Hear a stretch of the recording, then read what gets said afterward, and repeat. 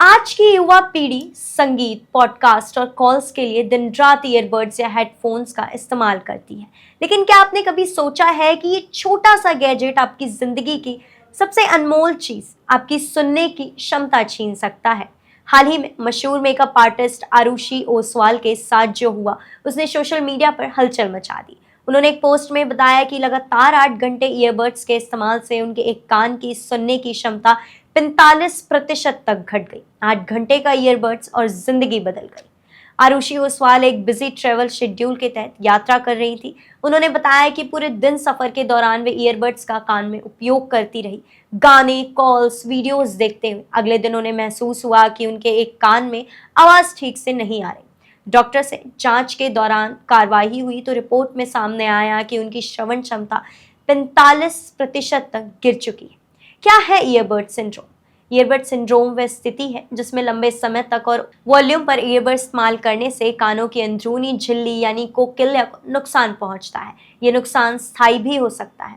अब आइए जानते हैं कि इस पर विज्ञान क्या कहता है। WHO यानी विश्व स्वास्थ्य संगठन की रिपोर्ट के मुताबिक दुनिया भर में लगभग 110 करोड़ युवा ऐसे हैं जो गलत तरीके से म्यूजिक सुनने की आदत के चलते सुनने की क्षमता खोने के खतरे में हैं। लगातार 85 डेसिबल से ऊपर के आवाज में म्यूजिक सुनना बेहद हानिकारक है। 90 डेसिबल से ऊपर की आवाज को 8 घंटे से अधिक सुनना कानों की कोशिकाओं को स्थायी रूप से नुकसान पहुंचा सकता है। अब आइए जानते हैं ये 60-60 नियम क्या है। विशेषज्ञों ने एक सेफ लिसनिंग गाइडलाइंस बनाई है जिसे 60-60 रूल कहा जाता है, यानी कि 60% वॉल्यूम, कभी भी 60% से ज्यादा वॉल्यूम पर म्यूजिक ना सुने। 60 मिनट तक एक बार में 60 मिनट से ज्यादा ईयरबड्स का इस्तेमाल ना करें। हर 1 घंटे बाद कम से कम 10 मिनट का ब्रेक जरूर लें। कान की बनावट और खतरा कैसे बढ़ता है आखिर? मानव कान में 3 हिस्से होते हैं, बाहरी, मध्य और भीतरी।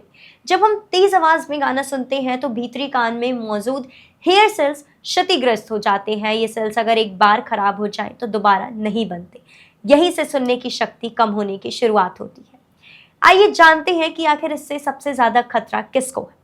स्टूडेंट्स जो ऑनलाइन क्लासेस लेते हैं, म्यूजिक या गेमिंग में लंबे समय तक लगे रहते हैं।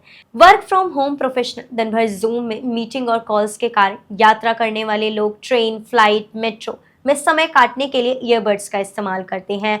और सबसे ज्यादा टीनेजर्स जो लाउड म्यूजिक को फैशन मानते हैं। आइए देखते हैं कि डॉक्टर्स का क्या कहना है इस पे। एम्स के ENT विशेषज्ञ डॉक्टर नीरज शर्मा के अनुसार हमारे पास हर महीने 20 से 25 ऐसे युवा आते हैं जिनकी सुनने की शक्ति ईयरबड्स की वजह से प्रभावित हुई होती है। इसमें से 5 से 6 मामलों में 30 से 50% तक ही स्थायी हानि हो चुकी होती है। आइए अब हम देखते हैं इसके क्या है लक्षण।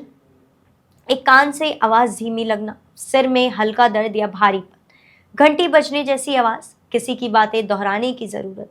वॉल्यूम कम रखें। अगर आपके आसपास के लोग भी आपकी म्यूजिक सुन लें तो समझिए बहुत ज्यादा है। नॉइस कैंसलिंग हेडफोन्स उपयोग करें ताकि आपको तेज वॉल्यूम की जरूरत ना पड़े। सोते वक्त ईयरबड्स लगाकर ना सोएं। आपकी जानकारी के लिए बता दें कि ऐसा करने पर मनोवैज्ञानिक प्रभाव भी है। लगातार ईयरबड्स में आवाज सुनने से न केवल शरीर बल्कि मन पर भी असर पड़ता है। अनिद्रा, चिड़चिड़ापन, सामाजिक दूरी, अवसाद जैसी स्थिति आदि हो सकती है। आइए देखते हैं सरकार और संस्थाओं की इसमें क्या भूमिका है। विश्व स्वास्थ्य संगठन ने मोबाइल कंपनी और म्यूजिक ऐप से आग्रह किया है कि वे ऑडियो वॉल्यूम लिमिटेशन फीचर को अनिवार्य करें। स्पॉटिफाई, एप्पल म्यूजिक जैसे ऐप्स वॉल्यूम वार्निंग देने लगे हैं। भारत सरकार की तरफ से भी इंफॉर्मेशन एंड ब्रॉडकास्टिंग मिनिस्ट्री को ऐसे दिशा निर्देश लागू करने चाहिए ताकि युवाओं को समय रहते अलर्ट किया जा सके। निजी अनुभव से सीख, आरुषि की कहानी बना एक सबक। आरुषि ओसवाल की ये पोस्ट कई लोगों के लिए चेतावनी बन सकती है। उन्होंने सोशल मीडिया पर खुलकर अपनी बात साझा की, जिससे हजारों लोगों को अपनी आदतों पर सोचने का मौका मिला। एक छोटी सी लापरवाही से आपकी पूरी जिंदगी की आवाज खो सकती है। एक बार जो चला गया वो वापस नहीं आता। आरुषि ने अपनी पोस्ट में लिखा कि एक छोटी सी लापरवाही से आपकी पूरी जिंदगी की आवाज खो सकती है। एक बार जो चला गया वो वापस नहीं आता।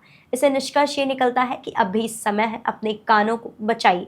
संगीत, कॉल्स, डिजिटल दुनिया के शोर से हमें ये नहीं भूलना चाहिए कि हमारे कान भी एक सीमित संसाधन है। अगर हम अभी भी नहीं रुके तो आने वाली पीढ़ी मूक, बधिर नहीं तो सुनने में असक्षम जरूर हो जाएगी।